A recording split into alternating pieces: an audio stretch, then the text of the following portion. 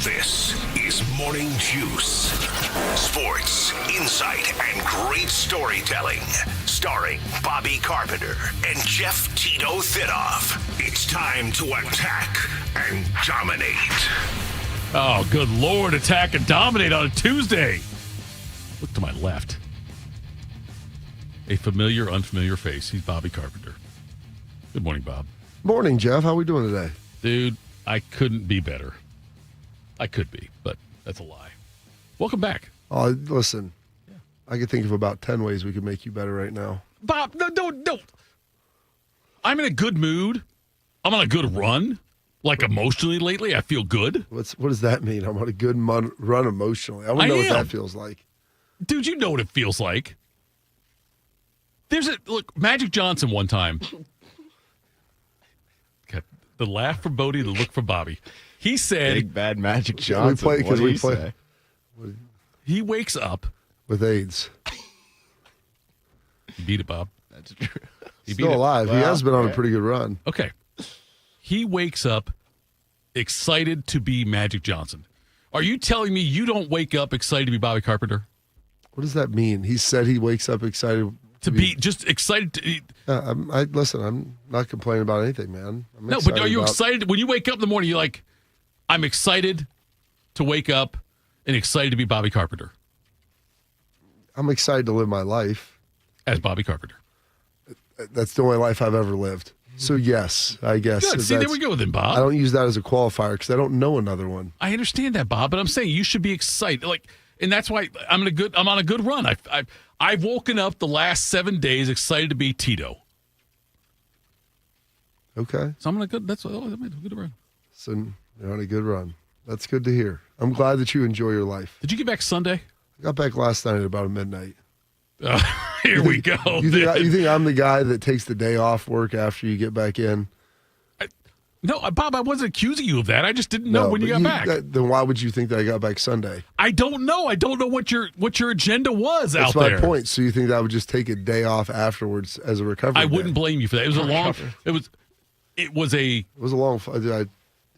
I spent a lot of time at the airport yesterday. Okay, see, that's what I mean. Like, Bob, it's fine. Like, I got back here. I'm here. I'm going to go to work.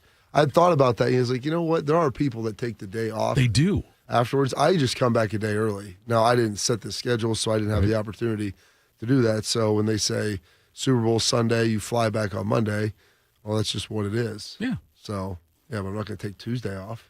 Welcome back, Bob. Tuesday's gone. Tuesday's just started, Bob. Did you get a chance to watch the game? Yeah. Yeah. Okay. We watch it with everybody. That's like troops. That's old. That's like that's like one of the featured things is we sit there together and all watch it and listen to them yell and complain about their team not winning. It wasn't a very entertaining game, so. And then there were people complaining about it wasn't very good. I'm like, I don't know what you want. I don't know what you guys want. I mean, points. I told people to take the first half under. Like that would have been a safe play, but yeah. By the way, he's Bobby Carpenter. I'm Tito. Bodie Wells over there. Big show lineup for you today. Jacob Reimer's going to join us to talk about college basketball. Bob is excited about that.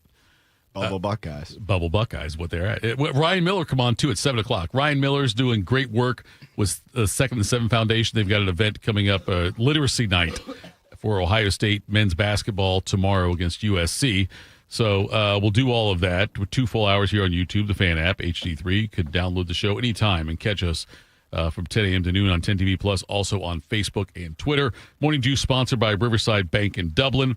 And I don't know, Bob, do you have stories we can sprinkle in throughout the show? Yeah, we can talk a little bit about what I've done and what we did out there. That's cool you do that, bud. Well, that's I know you don't do it for the recognition. I'm just saying, though, from my perspective, I look at it, it's pretty cool you do that. Every year. Yeah, I mean, that's part of waking up every day excited to be Bobby Carpenter. Exactly. See, that's what I mean. Bob, that right there, now we're going somewhere. And by the way, and I am not besmirching anything about what you do. Love a good double negative in there.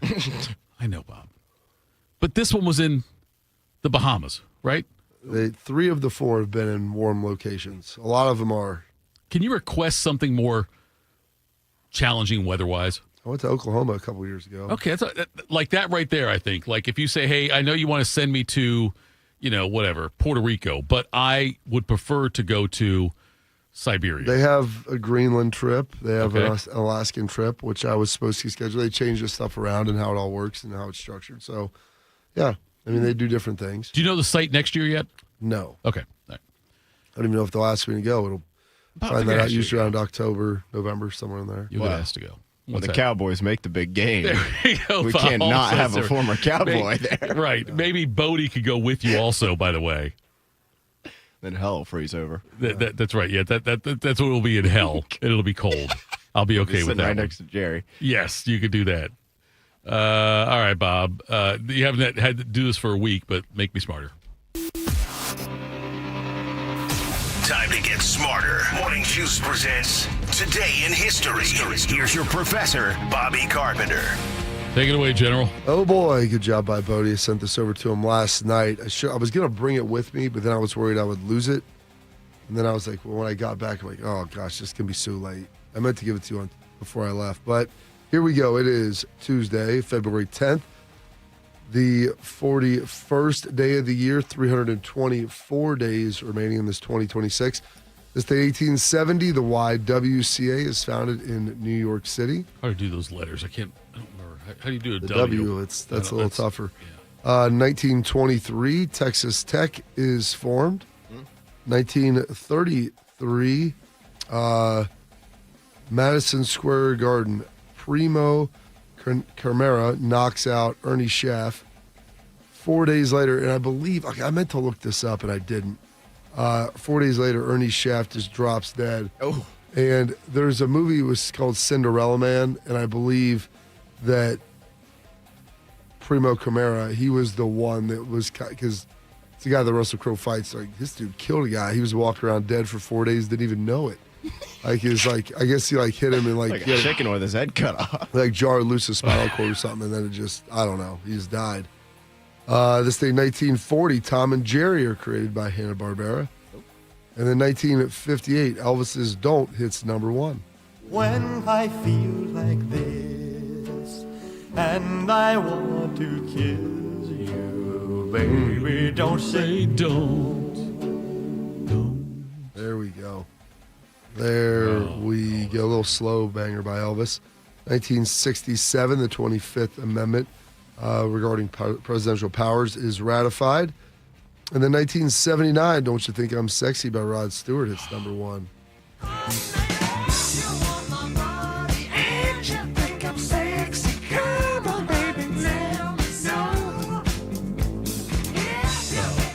There we go. Stewart. There we go. Little Rod. I like some Rod Stewart. Oh, so do I. I've got there's some Rod Stewart in my catalog. I saw him in concert at Polaris. I got my parent. What year was that? That would have been like 93. Oh, gosh, that's really young. I got my parents' tickets, I think, in 01 or 02 to go there for their anniversary up in Polaris. Got them lawn seats. And What year would that have been then? probably 2002, I'm guessing. It was after I graduated. Because this was with the first candidate, the one who shunned me for the Eagles concert.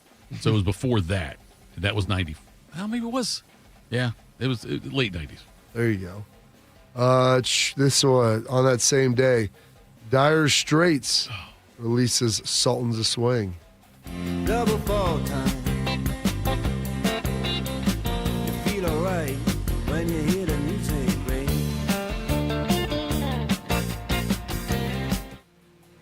Sultans of Swing. 1989, two legendary NBA figures, Casey Jones and Lenny Wilkins, are elected to the Hall of Fame. This is Casey Jones. I figured you'd get They the Celtics. share this very much with me. The players on the Celtics, the Ramseys, the Russells, the Gene Guerrillas, and as a coach, Dennis Johnson, Kevin McHale, who put himself out to come up, all the players on the team, they are very much a part of this. And I remember this as I was contemplating this thing of being inducted into the Hall of Fame. In other words, I am reminded where I came from, and I do not travel this route alone to be in the Hall of Fame.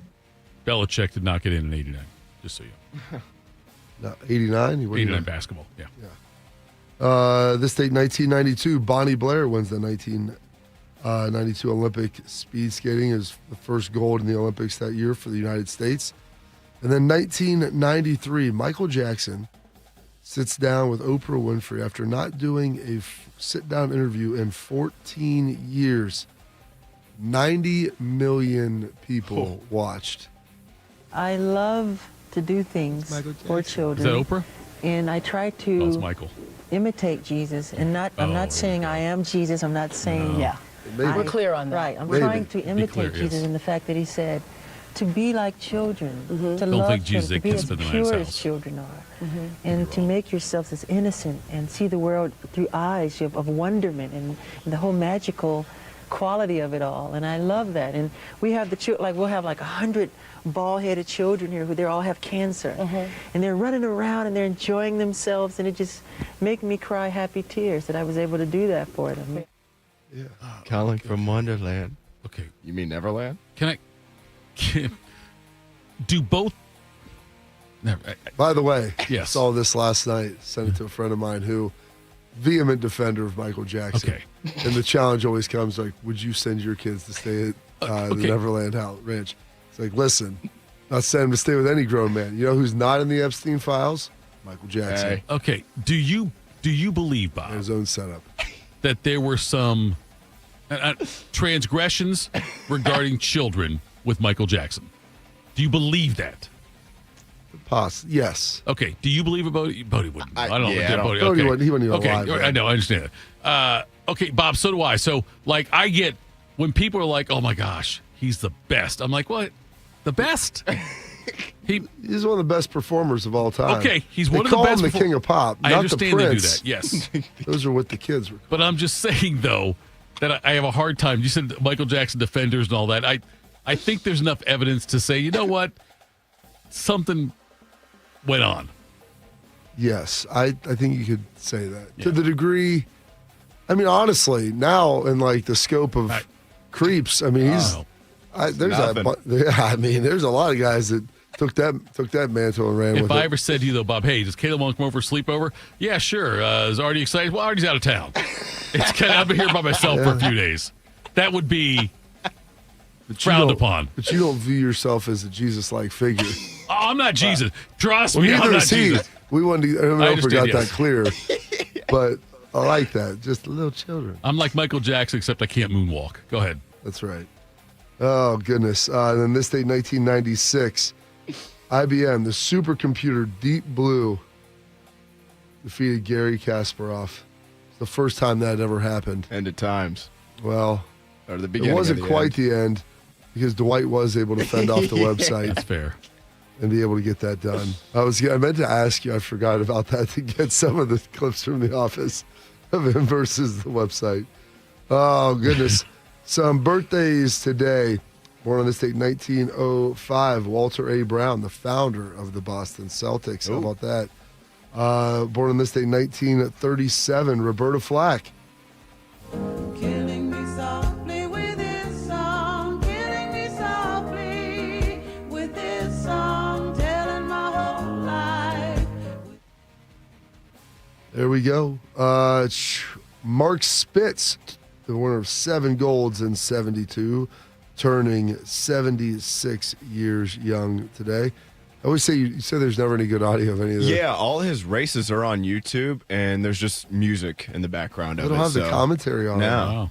That's a bummer. And you would think, like, early 70s, that's Yeah. not... Had a great mustache. Yeah, Spitz oh, yeah. did, yes. He was swimming with the mustache Yes, on, that's- which is wild. Yes. Bob Iger, Disney CEO, turning 73 years young today.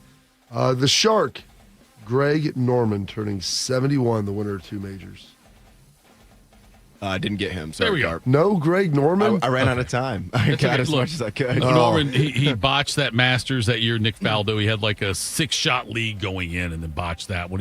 Pretty impressive. He never won a major, I believe, on U.S. soil. They were both the British Open, the Open You went Championship. 2 right? British? I think it was 2. Yeah, I don't was think- looking at yeah. it, and Yeah, it was like he finished second multiple Oh, times, yeah. and the other three of the other four, or what? Hell, yeah. Yeah, he was three, in I should say. in contention in the 86 But he won the Masters. Open Championship twice. When Nicklaus won in 86, he was in contention there, and I don't want to say faltered down the stretch because Nicklaus won that damn thing. But it was, he was famous for that, never winning majors on U.S. soil, and a great golfer, number one golfer for a long time. Yeah, now champion of Live. By the way, Bob, back like in the 80s, he also tried to do something that would destroy the PGA Tour. Like, he tried it before. Good for him. I want to form this thing and bring down the PGA, and they did it again with Live. He was an insurgent. Yes, he was. Turning 67 today, one of the all-time great guys in college hoops, Arkansas head coach John Calipari. If you had a son that had pro potential, had a chance of being a really good player, why would you want him here? I mean, tell me what would lead you to want him here. My personality? It's results. It wouldn't be anything I'm saying to your son by promising. Why would I promise anything? Here are the results. One young man asked me, can you do for me what you did for Derrick Rose? You know what my answer was? Are you that good? If you're that good, I'll do exactly what I did for Derrick Rose. But if you're not that good, I'm going to do what I can do for you to make you be the best player you can be. There we go. This turning is what's up? No, I don't. He's had success, but I just don't trust the guy. Well, yeah. I mean, I don't know why would you ever deem him as trustworthy. Although in today's setup, like this is, I mean, he's been doing this for years. He's made millionaires upon millionaires. I know. He has. He'll tell you that.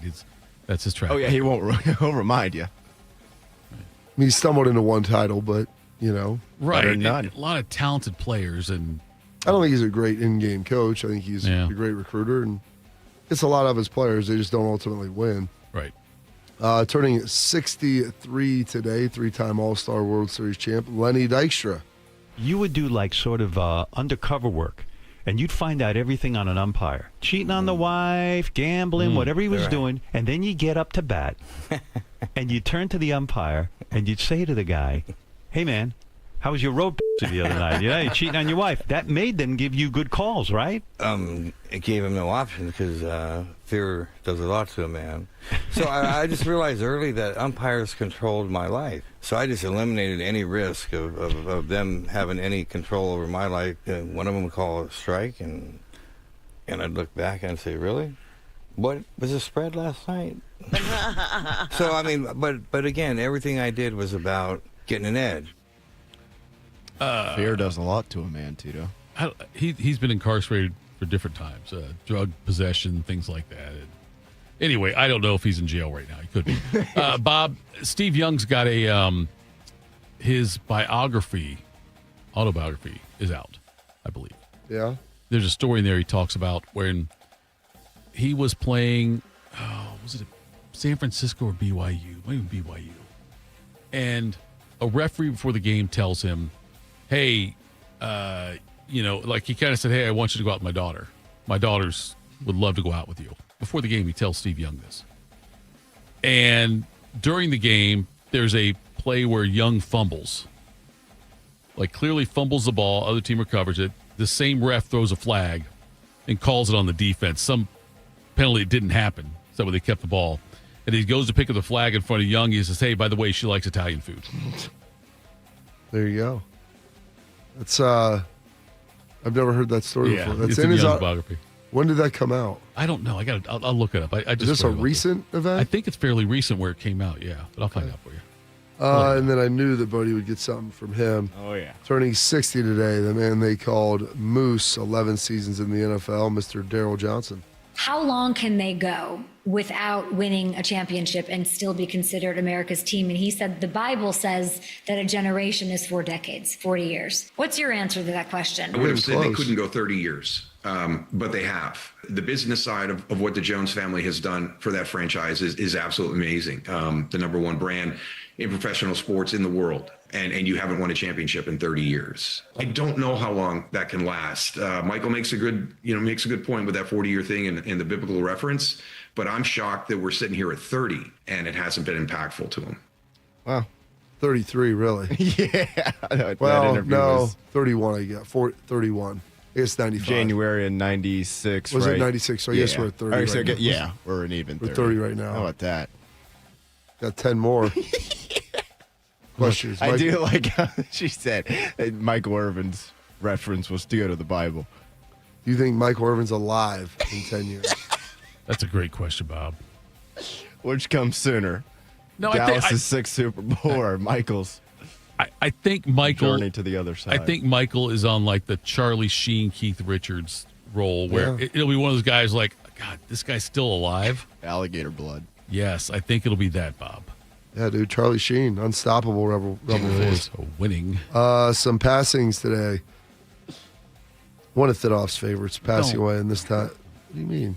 It's going to be a dictator or a racist or something. No, that Okay. was neither. Okay, thank you. He was an entrepreneur. Oh. He was a servant of the people. Now I'm more afraid to hear the name. Larry Flint. There we go. When I first started out, I used to buy You're a hustler. into former Supreme Court Justice's argument that you can't scream fire in a crowded theater. Well, I think you can. If somebody gets hurt as a result of that, you can prosecute them for the act. But if you start compromising the First Amendment, you're on a slippery slope. We can't set aside one of the most important things that the framers gave us, free speech, for the purpose of dealing with these idiots. You know, Bob, it's true. And I have a I envision feeling. my Larry Flint looking like Woody Harrelson. I have a feeling that back then they were like, you know what, though? We got to show naked chicks. We cannot let that not happen. Freedom of expression. Freedom of speech, freedom of expression, freedom of naked women, I think is what probably was in the conversation back then by G-Dub and all those guys. There you go. G-Dub, George Washington. Yeah. Is that who you're talking about? Yeah. I mean, we're Usted. We're not two. I know Okay. two's the formal one. Usted's the informal. So, yeah, G-Dub. Okay. Glad we cleared that up. Shirley Temple passing away on this date, Hell of a 2014. drink. And in 2008, Mr. Roy Scheider passing away. Wait. I can go slow ahead. Come on down and chum some of this shit.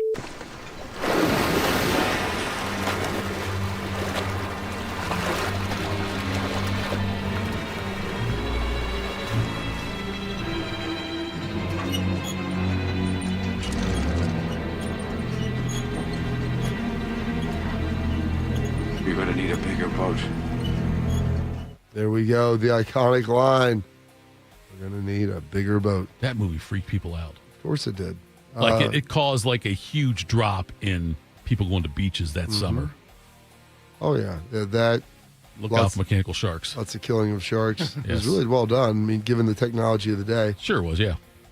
Some holidays and observances today. It is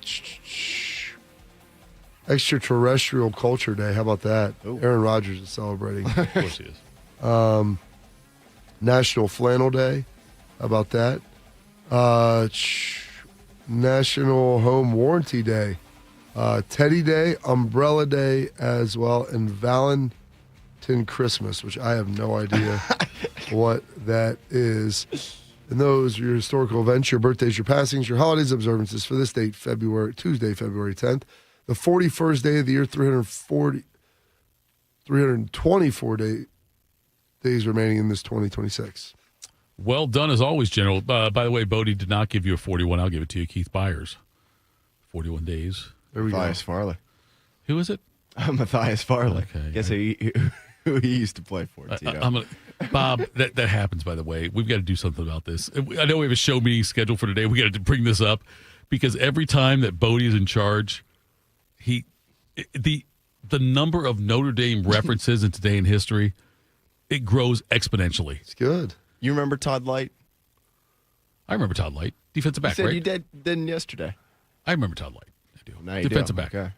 Snip, snap, snip, snap. Oh, was his Right. birthday? Birthday? Oh, there you go. Tito said yesterday he didn't know who he was. That's fine. Anyway, I just did it for content. By the way, Buckeyes men host USC Wednesday. Oh. We will talk to Ryan Miller about that because it's a literacy night at the Shot. Also, the number 8 OSU women host number 20 Maryland on Sunday at 2 o'clock. 3 o'clock. 2 o'clock, yeah. Cavs beat the Nuggets last night, 119-117. They'll host Washington Wednesday. James Harden. Big win. Did he have a good game? I didn't even see what the stats were. He had a game tying 3 with 30 seconds left. There we go then. All right. And Mitchell, a couple free throws at the very end. There we go. All right, coming up next, Jacob Reimer is going to join us, talk college hoops. And because football's over now, Bob, it's over for at least 2 weeks till the combine hits us. But we will talk to Jacob Reimer about what's going on in college basketball. We'll do that next. Morning Juice. It's truck season at Germain Toyota, and the deals are about as tough as the trucks. Get into a new 2026 Toyota Tundra with 299% financing for up to 72 months plus $1,000 in Toyota Financial Services finance cash, or at least a 2026 Tacoma SR5 for just $289 a month for 39 months, 10,000 miles per year, and $36.99 due at signing. Power, reliability, and offers that work as hard as you do. Visit Germain Toyota on the corner of I-70 and Bryce Road, or check them out online at germaintoyota.net. What does it mean to give 100%? It means giving everything you've got, every single day. That's why the V Foundation gives 100% of every dollar donated directly to cancer research. So no matter what you give, we give 100% for life-saving research victories, 100% to making new discoveries that lead to innovative treatments, 100% to groundbreaking cancer research that could one day save someone you love. We know cancer research is working. Over the last 30 years, an estimated 4.5 million lives have been saved thanks to game-changing research breakthroughs. But there is more work to do. That's why the V Foundation gives 100% of every dollar donated directly to cancer research. We will always give 100% to accelerate victory over cancer. Don't give up. Don't ever give up. Donate today at v.org. Once there was a man who couldn't stand. A mom who couldn't wait. A scientific community that said it couldn't be done. And then you. And then I. And then we. Brought neuromuscular disease into screaming color with the Muscular Dystrophy Association. For 75 years, our voices have thundered through the halls of Congress. We've willed the impossible into existence. We've pushed the science, raised the funds, shifted the narrative, and transformed the reality of life with neuromuscular diseases. For 75 years, we've built communities together, established the field of neuromuscular medicine, and made it thrive. Call that a legacy. Call it impact. Call it momentum. Just call it ours. Because it's the generations of community heroes that give MDA the strength we have today. And until neuromuscular disease is a thing of the past, you couldn't stop us if you tried. Join us and celebrate 75 years of breakthroughs at MDA75.org. Wounded Warrior Project helps post 9/11 veterans and their families realize what's possible. With support and resources that bring warriors together and empower them to become stronger, both inside and out. It's possible to begin healing. To get the help you need. To find peace. And as each warrior's needs evolve, so do we. Because these last 20 years are just the beginning. Learn more at woundedwarriorproject.org/possible.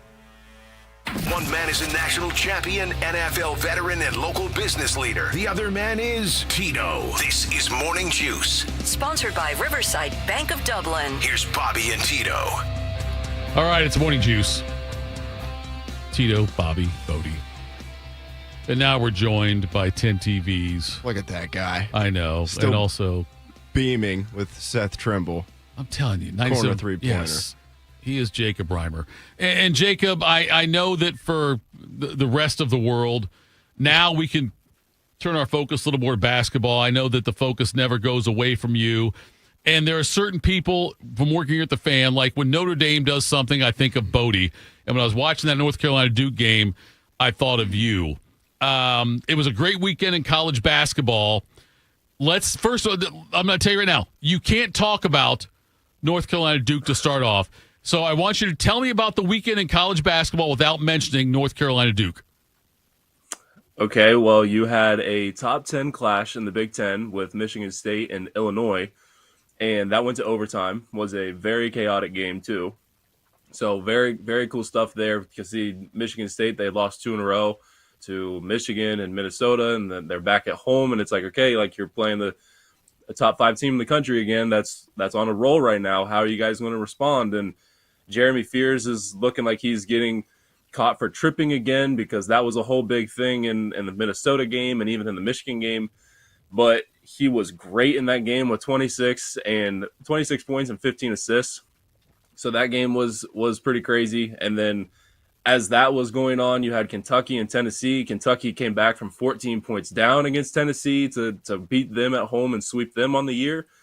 And then at 10:30 that night, you had A.J. DeBanza and Kingston Flemings, two of the best freshmen in this class, going at it in Provo.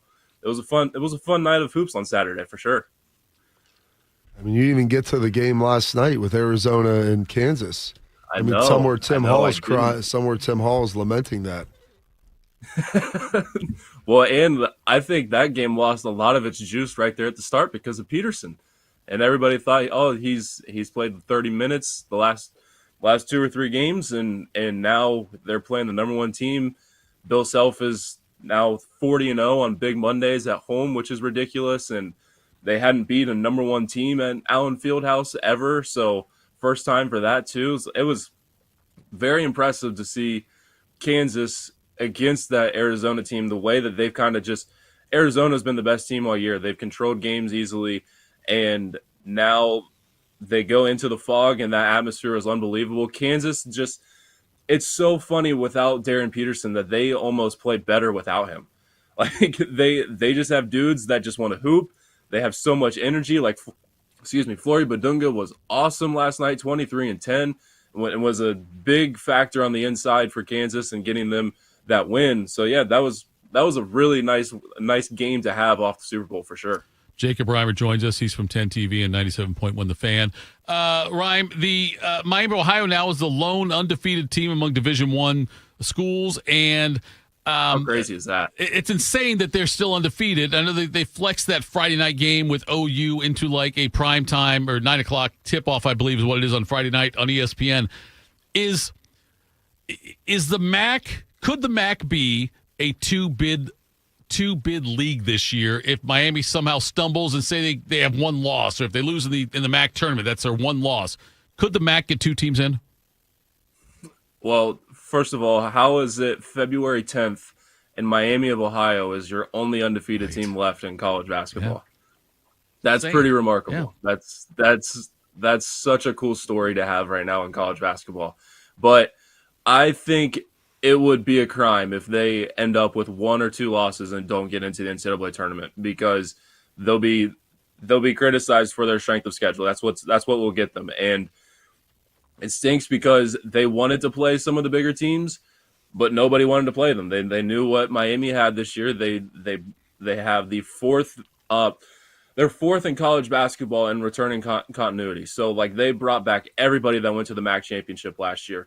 I do see a world, though, where we could get a 2-bid MAC in the NCAA tournament, because Akron, on all the KenPom sites, they're within the top 60 on KenPom.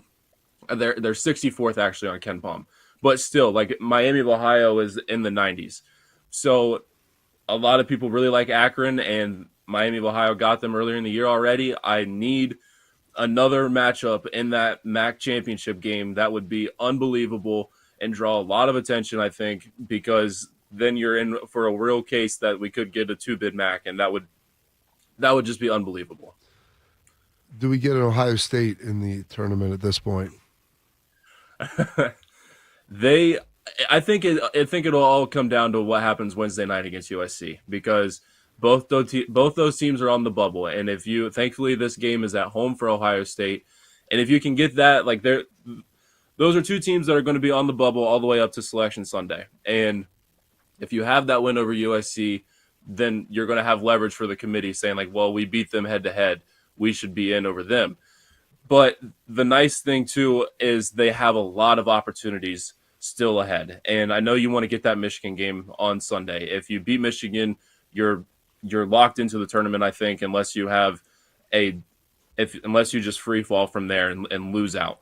But now they have work to do for sure. They don't have any quad 1 wins, and that's a big factor for the selection committee when filling out the bracket. And I think going into the Michigan game, 5 of their next 7 were quad 1 games. So the opportunities are in front of them. They just need to add to that quad 1 category. The nice thing is they don't have any bad losses. They've beaten who they've supposed to beat. And as long as they keep that the same throughout, and they pick up maybe 2, 3 wins coming in against some marquee opponents, some potential NCAA tournament teams, then you're going to be on the inside of the bubble. I like to have some confidence in that because they haven't lost to anybody that they shouldn't have. And because of that, I think that they will get in. They just need to add some key wins. What is the major flaw? What's the major issue with this team? I think it all comes down to the interior. I know a few weeks ago we were saying the bench, but Tayson Chapman's come along now, and he looks like he's a consistent spark off the bench, which is a really nice bonus to have. And I think it all comes down to Christoph Tilley, Amari Bynum, Devin Royal, those guys, because in that Michigan game, they just got absolutely dominated. Like, I think they had 12 offensive rebounds, and like they were just getting unlimited second chance opportunities. And I don't know if that's just an effort thing right now, but you got to find a way to lock in and take away Michigan's strength in that game. And yes, Tilley had a great Maryland game, but we've yet to see it against a high level opponent like that has dominant bigs, like in Michigan, like in Illinois. You'll see it coming up against Purdue on March 1st. Like, that's going to be their next biggest test against some bigs. You got Michigan State, who's got some solid bigs too, and that's up there in East Lansing, which won't be easy, but it's going to come down to them. And we're still not seeing Bruce Thornton, John Moby Jr., and Devin Royal collectively have that big breakout game. Like, we need to see that consistently from those three for Ohio State to have any shot in some of these big games. So, Bobby, you don't know this, but Reimer, he sent me a picture on Saturday of his lovely, lovely young daughter with a shirt with a onesie on, says "Born Hating Duke." But the thing was weird about it was I thought, and again, it looked like she did not have a right arm because I guess he tapes it behind her back to make her a lefty. Which I think is interesting. And I'm not judging, Reimer. Do what you got to do as a parent. That's fine. But I'm going to give you now 30 seconds before we get out of here. Talk about North Carolina Duke. I think I've watched that Seth Trimble shot a million times so far. Like, it's just been on repeat, whether it's just sitting on my phone or in my brain. Like, that was such a cool moment in the rivalry. And I've been seeing this go around that, like, oh, Carolina and Duke, it's finally back, which it makes sense. Like, Duke swept Carolina last year, and the year before that, Carolina swept Duke. But since Coach K retired, you haven't had that big moment in the Carolina-Duke rivalry, and the new edition of it with Shire and Hubert Davis. And now you have that, and you have a lot more juice going into that game on March 7th at Cameron Indoor Stadium. So I think that's really cool. I don't know where you guys come down on the court storming thing, but stupid. Yes, Reimer, don't let Tito ruin the fun. Pro court storm. I have been throwing out the analogy. It's like when Curtis Samuel ran it in against Michigan, and then Ohio State fans rushed the field after that. You beat your rival on a buzzer beater, the game-winning play. Like, I understand it's Carolina, it's a blue blood. They don't normally do that, but in that specific instance, I feel like it's allowed. Amen. Get off my lawn. You're not allowed to get off my lawn. People have been court storming for a long time. And we need to stop. You're not allowed to have that opinion on this show. Well, I can't. You can't defend it. I can't defend not court storming. Tell me why. Because it's dangerous. That ain't nothing but a heartbreak. To who? Bob. People that are choosing to do it. Somebody from Duke got what was it? One of the Duke coaches got hit in the mouth. Allegedly. Okay, that's fine. Yeah, I'm still waiting for video on that. There was punched, and then yesterday it's now trampled on and punched, and there's still no video of that. So we'll see. Reimer, last year's freshman class was loaded, and those guys have been awesome in the NBA so far this year. Harper, Edgecombe, the two Duke guys, Knippel and Flagg. Is there a guy you like so far this year? I know Caleb Wilson is your favorite, but the Peterson situation has been kind of weird, but I still see him at the top or near the top of most mock drafts. But between him, DeBanta, anybody you kind of like that, like, if the number one pick was today? It's unbelievable how loaded this freshman class is, and crazy to think that, like, Cooper Flagg should be in this class if he didn't reclassify. It's that loaded. It's going to be one of the more fun NBA drafts we've had in a while, just because you could end up potentially falling out of the lottery or at the very back end of it and end up picking up a gem. Like it's that deep this year. It's going to be so much fun. There's mocks that are projecting like the first 10 picks to be freshmen, which is ridiculous. Of course, Caleb Wilson's my number one, but Peterson, I still think fully healthy is the number one guy in this class. He just, the way he's able to score the basketball, it looks like it's a different game out there for him. I wouldn't go with the number one pick on him, but I love Kingston Flemings at Houston. He is just long. He's active. He's so explosive getting to the basket and knocking down shots. Does a great job mixing speeds, which is incredible to watch. Solid defender too. So he's got some good size. Keaton Wagler at Illinois, his story is probably the coolest of all the freshmen. He was outside of the top 150 coming into this class, and now he's looking like a top 10 pick potentially, and putting up 46 in Mackey Arena a few weeks ago, the most points ever in that arena, which was ridiculous. And Illinois is looking like one of the top teams in college basketball. So it's probably the best freshman class that I can remember by far. It's that loaded, that deep. It's unbelievable. Jacob, go start your wife's car. We appreciate the time. Thanks so much for hopping on with us. We will talk again soon. Yep. Thanks, guys. Appreciate it. That was Jacob Reimer there. I say 10 TVs because he's done a segment there, Bob. Maybe 2 segments. There you go. He's good, though. He knows his college hoops. That's for sure. He watches it. He does more than watch it. He lives it. Yes, that's a good way. Like Herb Brooks. Yes, that's what he never does. saw it. Bobby lived it. Right. Coming up next, Quick Hitters, Morning Juice. Hey, it's Bobby Carpenter. You don't want to start the new year off hurting. You don't want to start off the new year getting surgery. You don't want to start off the new year dealing with trying to plan something out into the future. What you want to do is get healthy. So what you want to do is go to my friends over at QC Kinetics. Dr. Tesner and his team, the medical pros at QC Kinetics right here in Columbus, they can deliver regenerative treatments that actually help your body repair the areas that are causing you pain. Those achy knees, hips, back, shoulders, whatever it is, they can help you get ready. So instead of those invasive operations, it's going to sideline you all of the early year. Go check out our friends at QC Kinetics and see if they can help you today. Imagine moving better, being stronger, planning your year, doing what actually you want to do. So don't wait. Call 380-208-4544. That's 380-208-4544. They have offices located in Dublin and Gahanna, and they're already there for your free consultation. So go check them out today. I always tell people I was the luckiest guy in the world. I wanted to be an Army man or a fireman, and I got to do both. As a firefighter, my job was about saving lives. I never thought one day I would be fighting for mine. After spending his career answering the call to save others, Ken was diagnosed with ALS. Now he's facing his biggest battle, for more time. For 70 years, Muscular Dystrophy Association has been answering the call to help people live longer and more independent lives. MDA means to me hope. MDA is leading the way for people living with ALS, muscular dystrophy, and other neuromuscular diseases by accelerating research, advancing care, and advocating to empower families like Ken's. I wouldn't be living as good of a life with ALS if it wasn't for MDA. MDA is helping people live stronger and love longer. Learn more at mda.org today. Hey guys, 13-year NFL veteran and Super Bowl champion Jason McCourty here, and I'm the Innovation Ambassador at FAIR, Food Allergy and Research Education.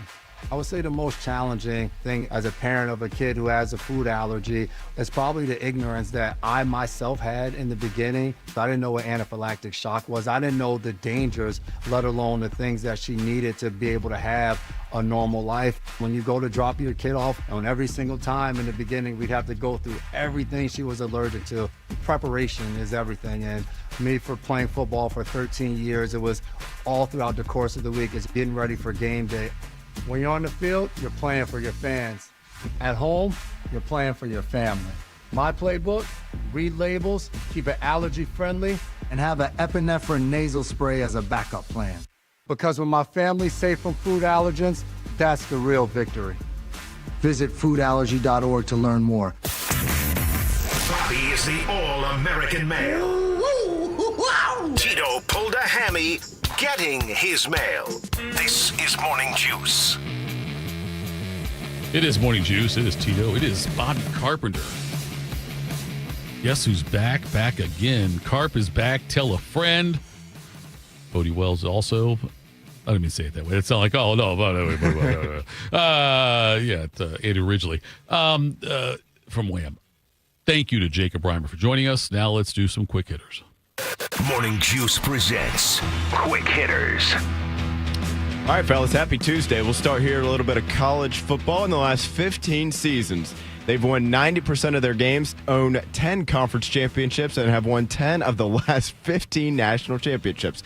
That's all North Dakota State has done since 2011, as the Bison have dominated at the FCS level, and now they're getting the call up to the big leagues, and they're paying to do it. Over the weekend, Ross Dellinger, and then this became official yesterday, Ross Dellinger and many others of Yahoo Sports reported that the Mountain West Conference is adding North Dakota State to the league beginning this fall. So they'll be in there this coming August and September as we get things rolling this upcoming season. The school is expected to pay upwards of $15 million for them to make the jump from FCS to FBS and play in the Mountain West Conference.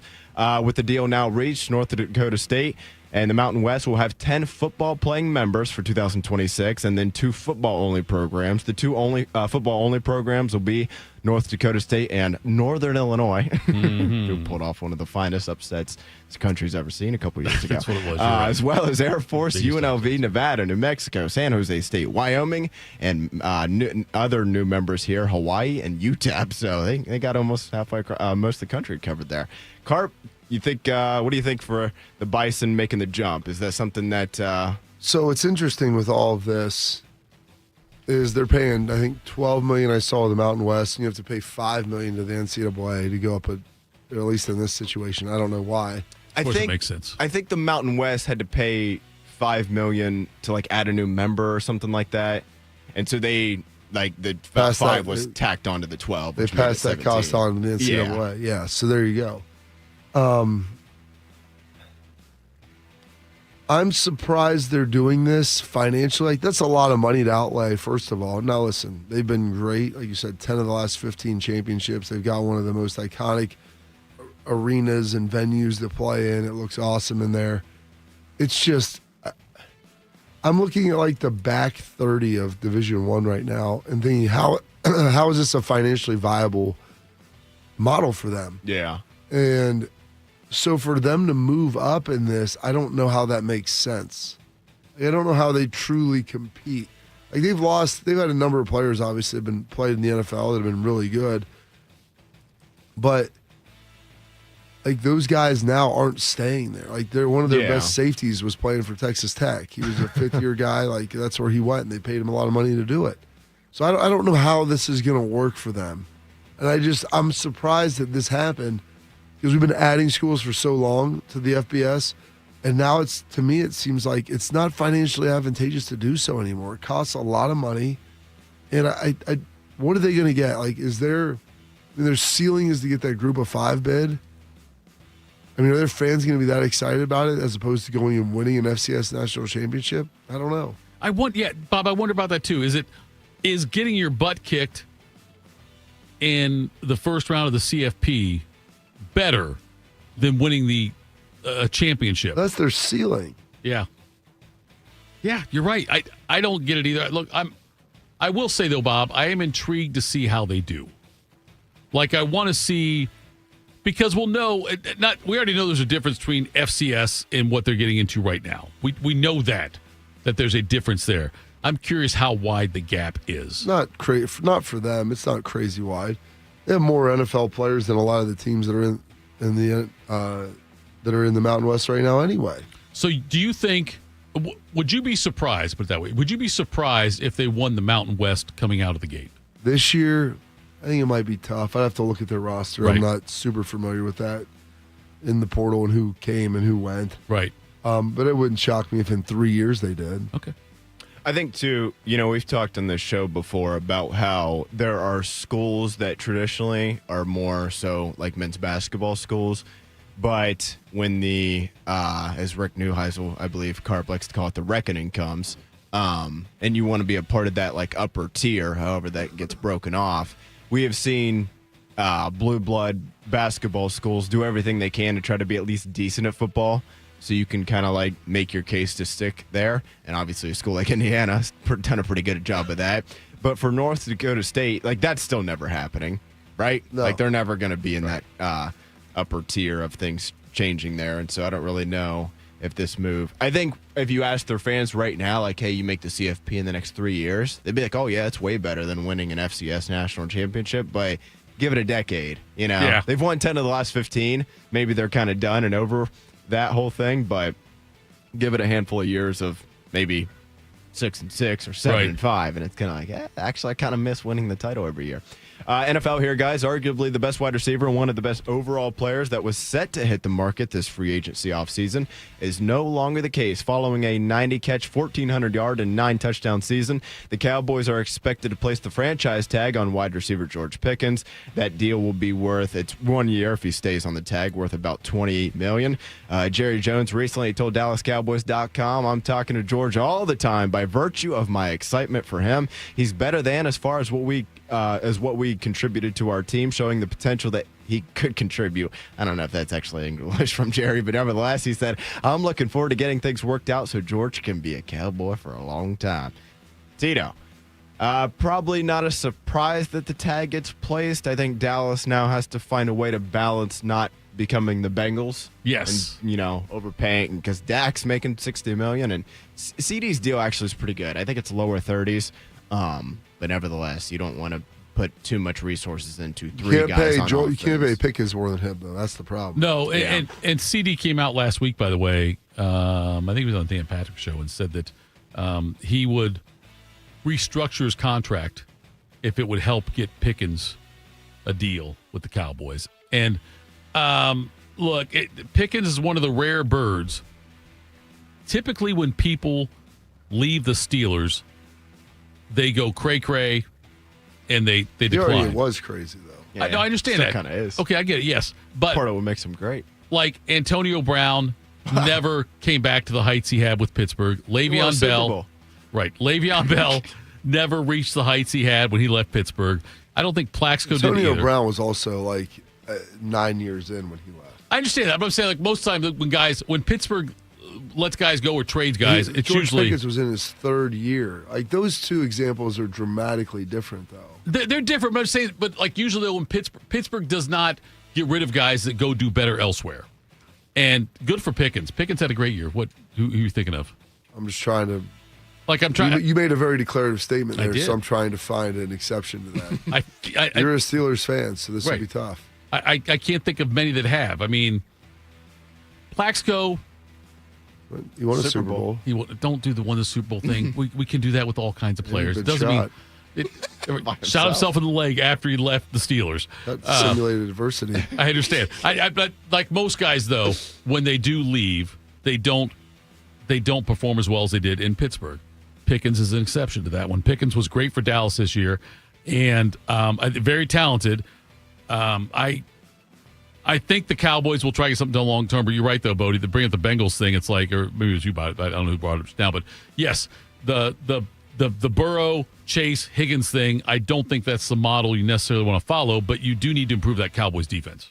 Jamar Chase, among wide receiver salaries, is at the most at $40 million. Then there's a bit of a drop down. Justin Jefferson at 35, CeeDee's at 34, DK Metcalf at 33, and then it kind of trickles down. Garrett Wilson, Terry McLaurin, A.J. Brown, all in the 32 range. So I guess you'd hope to get Pickens back maybe in that low 30s. That way you're not. Because if he wants top of the market, and look, he's not better than Jamar Chase, obviously, but if he wanted that I don't think that's sustainable. He's not better than those first five guys on there. I mean, not even close. No, for sure.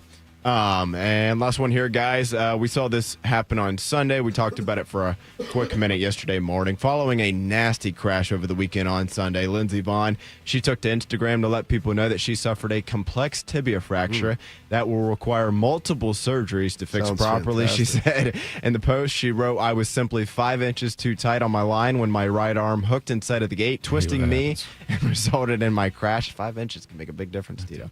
My ACL and My ACL and past injuries had nothing to do with my crash whatsoever. She added, while yesterday did not end the way I had hoped, and despite the intense physical pain it caused, I have no regrets. I also saw this in the story on ESPN from her dad. He had this to say: she's 41 years old, and this is the end of her career. There will be no more ski races for Lindsey Vonn as long as I have anything to say about it. She probably has a bigger say in that. But nevertheless, Carp, a tough, if this is kind of the end of like her Olympic career at least, a really tough way to go out for one of the best to do it. It stinks. I was hoping that she'd be able to medal despite the fact that she didn't have an ACL. There's the videos of her working out, and I mean, that's just the reality when you're dealing with a sport like that. You're going at high rates of speed over some frozen snow, trying to spin in and out, cut in and out on those things, and that happens sometimes. That tibia fracture, that is a bumpy situation, and I'm hoping she can walk normally the rest of her life. I mean, she's had a number of injuries, and she's 41 now. Well, her dad coming out and saying this, I find that entertaining, but I don't find that I don't think it should be false. Sometimes you got to protect people from themselves. No, get out there and do it again in 4 years, Bob. Seriously. 45 years old. That's fun. What a great story that will be. Yeah. Put your gear on. Thank you, Bodie. Bob, it's a great story. How far from the heart is a broken tibia? Exactly. Right beside that torn ACL. Yeah, I know. And she's already got a titanium knee or on the other side or whatever it is. But it was a great story. She could hit up Tiger Woods. He's knows a little bit. Bob, you would enjoy it, the story, if she was back in 4 years, right? Yeah, here's the difference, though, between me and you. I'm not going to, for my own selfish entertainment, one of the many. Thank you. Okay, for my own selfish entertainment, I'm not willing to risk the livelihood and well-being of someone's long-term existence, which is what it would be. Okay, Bob. I mean, Derrick Rose is talking about going to the barbecue with his kids. They'll be wheeling her in. Okay, but Bob, isn't sports, though? She had lost her appetite. It's all selfish for us. Right? I mean, No. Okay. You said the Olympics for basketball is selfish for them. That's selfish for them. Okay, Bob. Now, wait. Now, Bob. That's a take right there. Can we both agree? Whoa. Okay, wait. Football is not good for your health. It's probably fair overall. I'd say overall, as you get older and play, yeah. I mean, football is not good for your health. Injuries that are going to be hazardous. But it's better than the alternative of dying as a blob of diabetes at some point. Okay, that so that felt personal. It's okay. No, I always forget that you have diabetes. But no, it's okay. You never forget it, Bob. You can say you forget it. You're a smart guy. You know it. Well, listen, if you forget your pills, then I don't forget it. I promise you that. That's one time. Okay, but Bob, listen though. We both know football is bad for your health. Not good. That is an inaccurate statement. Is football good for your health? Okay, the activities around exercise. Exercise good, yes. Okay. But I'm sorry, going out there with that gear on, put your gear on, and banging up against guys, 300-pound bodies banging up against each other. Versus the alternative, sitting there sucking on Diet Cokes, eating Doritos, Doritos, watching. You can do other things, though. Really? Who are those people? I haven't really seen too many of them. I'm not going to do those people. It's very binary with this. I don't. Okay, I asked the question honestly. Is binomial a word that I should know? Oh, I mean, it's a math term. Binary. Okay. All right, binary. I understand. I've heard binary. I've never heard binomial, so I wasn't sure if I was that. Two humps. It's a. We'll talk about it. It's a camel thing. Yes. Okay, but Bob, I'm saying though, but sports though, in a lot of ways, is selfish for us because you watch it for your own entertainment. Exactly. So Lindsey Vonn, put your gear on. That's fine. Watching Mike Tyson go out there as a 55-year-old man. I mean, I enjoyed it, but that wasn't good for him. No, it wasn't good for him, but we watched it, though. You know what the interviewer should have told her dad? What's that? You were about your own game. We were about your own game. To keep you busy. Folks, coming up next. We have a former Buckeye. Actually, I'll put it this way. Go check out current Buckeyes. I got to make sure the T's right. While supporting the work of a former Buckeye. That's next. Morning Juice. Bobby Carpenter here with the Riverside Bank of Dublin Sports Money Report. In football, a quarterback needs protection, time in the pocket to make the big play. In business, your pocket is your cash flow. Without the right protection, pressure can come fast. A great banking partner is like your O-line, pancaking your problems to keep you marching down the field. Here's Chuck Moore, CEO, and Travis Sanders, president of Riverside Bank of Dublin, on how they help local businesses protect the pocket. Thanks, Bobby. At Riverside Bank, we help you guard what matters most with cash management, flexible credit solutions, and fraud protection that keeps your business upright and moving forward. That's right, Chuck. Because whether you're running a small shop or leading a regional enterprise, protecting your pocket is how you stay in the game. Come see us at Riverside Bank, and we'll help you play to win. Look for our new branch location at Bridge Park in 2026. Tune in every day for the Riverside Bank of Dublin Sports Money Report. Visit their office at 6300 France Road in Dublin or online at riverside.bank. My mom is a veteran and she was injured in the line of duty. I hurt my leg in a training accident when she was only 2 years old. She had 7 different surgeries over the span of 9 years, and there were tons of complications. I couldn't be the mom my kids needed me to be. She missed so much. After my last surgery, I got an infection so bad I thought it was going to kill me. I told her she couldn't leave me yet. There was still so much she had to see. I hadn't even graduated. I'm doing much better now. I may have lost my leg, but I've gained so much. I'm an active part of my kids' lives. She can kick a mean soccer ball. DAV's been there for me and my family. Through thick and thin, they've had our back. Every year, DAV helps more than 1 million veterans like Sandy get the health and disability benefits they've earned, so they can achieve victories great and small. My victory is getting my life back. I got my joy back. We got our mom back, thanks to DAV. Support more victories for veterans. Go to DAV.org. While serving in Vietnam, a grenade took my ability to see. Today, I'm a sculptor. Now, my fingers are my eyes. I'm Michael Naranjo. As a veteran, I know the challenges of life can be great. In my art, turning a lump of clay into something beautiful, that is worth doing. Life is like that. We each must use what we can to make things better. DAV helps veterans like Michael get the benefits they've earned. They help more than 1 million veterans every year in life-changing ways. Now, I show others how they can create something with their own hands. I know it can do a lot of good. With support from DAV, more veterans can shape their lives into a thing of beauty. My victory is bringing beauty into the world. Michael Naranjo, may your victories inspire many more. Support more victories for veterans. Go to DAV.org. Proud to be your go-to sports addiction. WBNS, WBNS FM, HD3 Columbus. The Fan 3, Ohio sports destination. Attack and dominate. You're locked into Morning Juice. Sponsored by Riverside Bank of Dublin. Here's Bobby and Tito. All right, it's Morning Juice. It's Bobby. It's Tito. It's Bodie Wells. And now we get even more handsome. Ryan Miller joins us here, former Buckeye. Ryan, good morning. Thanks for getting up early and spending some time with us here. Would you have won a national championship in a 12-team playoff back when you played? Yes. Next question. All right, that's good. So coming up now, Ryan Miller, former Buckeye, and you're with the Second and Seven Foundation. You founded that with Vrabes and Fick. And by the way, I'm sorry, Mike Vrabel, Luke Fickle. I act like I'm friends with them and can use the Usted form with them. But Ryan, I know you've got an event coming up tomorrow night at Ohio State for the USC men's basketball game. Tell us about that. Well, for years, first of all, thanks for having me on the show, man. It's always great listening to you guys and getting up with you guys. So thanks for taking the time to have me on.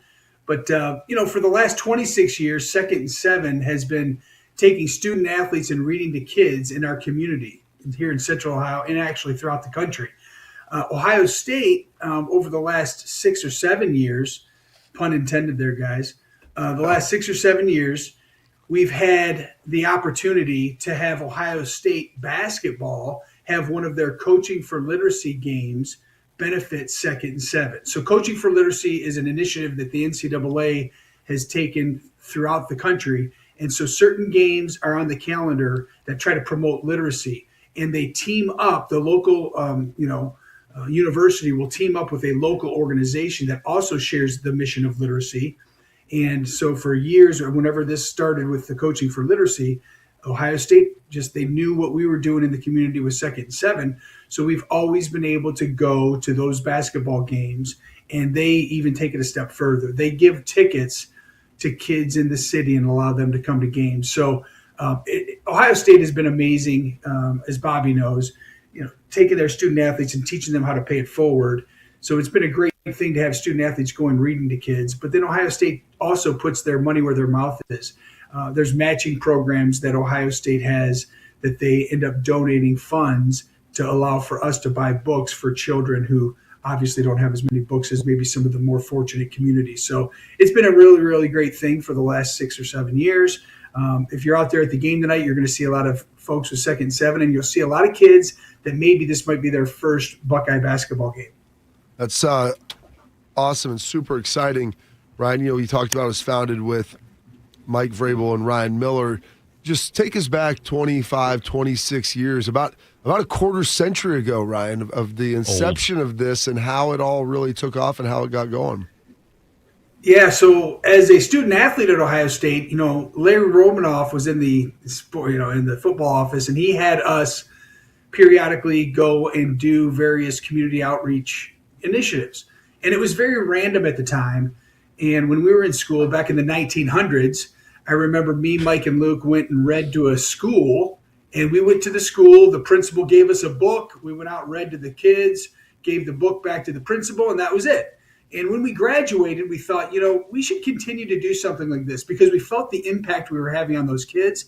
The only difference is we wanted to not only go and read, we wanted to give them a book that they could take and remember that visit with having this physical, book in their hands. And so way back then, we decided to just have a little football camp, and that football camp raised enough money to buy 2nd grade classrooms at 7 schools, books.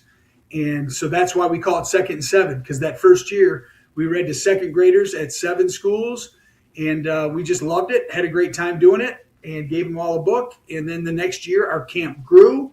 Our fundraisers continued to grow through the years, and we started to actually read to more schools, invited student athletes from other colleges and high schools to read to kids. And so we're proud to say over 1 million books have been given away through our reading program in the last 26 years. And it started with just that small little idea. And we say it all the time, little things make a big difference, and you'll never know what kind of impact you can have, but you just put one foot in front of the other and big things can happen. He is Ryan Miller. He is one of the people who started the 2nd and 7 Foundation and promoting literacy. And I got to tell you, Ryan, we've only met in passing a couple of times, and I didn't realize this. Look, I can forgive Krenzel for being a Michigan guy because he won a natty. I know we talked about you would have won one if it was a 12-team playoff, but you're from Michigan, did not win a natty. I'm still trying to get over that and process all of that. I saw on the website it said over 1.2 million. I remember growing up seeing them, and Bobby will make fun of my girth when I see the McDonald's sign that said over billions and billions served, whatever it is. So it said 1.2 million on the website, but it's more than that now, right? Yeah, for sure. Because every single day, what happens is through the years, our mission and our huddle continues to grow. We opened up a book bank 2 years ago, in addition to our role model reading program, where people now do book drives and they donate their new or gently used children's books to us. So now when we go into schools, we not only give them our brand new Hog Molly books, but we also bring boxes of great books that people have outgrown. They don't have any use for anymore. They're still really, really good. And we bring them in and they can actually build the library of other children at home. So just when we opened up the book bank, we've given out over 300,000 books in the last 2.5 years, just by people in the community. That I'm sure if you go down to your basement or go in the your office at your house, you probably have some children's books that you're not reading anymore, and they probably have a lot of life left in them. So we take them and we give them to kids. I was just at a school just the other day, and they're having a big literacy day on Friday that they're going to have a VIP, and they're going to bring friends and family members. They can come in and try to support their child in the role of literacy. But they don't have any books. They're just going to talk about literacy. And I said, whoa, time out. 300 books for those 75 kids, and they can each have multiple books. But that's the community giving us those books, and we give them back out to the children that need them. So, yeah, you're right. It's like that McDonald's ticker. Ever since we opened the book bank, it just keeps ticking up and up. It took us about 25 years to give away 1 million books. It's only going to take us about 3 more years to give away the next 1 million. That's so unbelievable mission, Ryan. You guys are doing a great job with the student athletes, the children promoting literacy, the leadership, all those attributes there. if people want to get involved, let's say you want to give some books. Let's say you want to contribute financially or maybe try to volunteer. How would someone go about doing that? So the easiest way is to go online, Second and Seven, all spelled out, secondand7.com. And right there you can see, like Bobby said, you can sign up to volunteer. You can host a book drive. You can donate your books. You can sign up for various golf outings, football camps. There's different fundraisers that we do throughout the year. So if you want to be involved, secondand7.com is the best way. Bobby's been on our board, it seems like forever. He's one of the guys that named one of our hog mollies. Sprout is a hog molly. The name Sprout came from Bobby. And he can tell you the story, but that's the God's honest truth. We've had so many great people through the years. And we truly believe this. When your heart's in the right place, good things happen. The heart of Second and Seven has been in a good place for 26 years. Great things have happened. We've surrounded ourselves with some great people. So if you're out there and you're interested in getting involved in an organization like Second and Seven, we never say no to anybody, man. We help out and we try to get everybody aligned and engaged and try to really tackle the next generation of leaders out there. So, Ryan, I've got down in our basement, we've got my kids now are, my son is 9, my daughter's 11. We got a bunch of books that we read, enjoyed as a family and all of that are no longer serving a purpose. How would I get them to you? So right there, our office is on 23 and 270. And we have a book drop-off that you could drop off this is like a mail slot, at the library. We've got that at our office, that 24/7.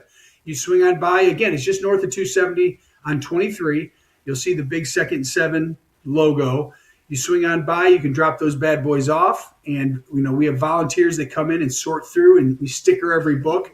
A lot of times, the books will have a note like, happy holidays or happy birthday, Sam. And, sometimes we'll have to put stickers over there with the Second and Seven so that they look nice and brand new. But we sort through them. If the books you have, you're not sure, just drop them off. We'll sort through them. If they're not quite new enough, we still have opportunities to put them in little free libraries. There's other places that we could, utilize those books. And there's people out there that can certainly use them. He is former Buckeye Ryan Miller, Second and Seven Foundation. Tomorrow night, Ohio State hosts USC at 6:30 over there at the Shot. It's Literacy Night over there.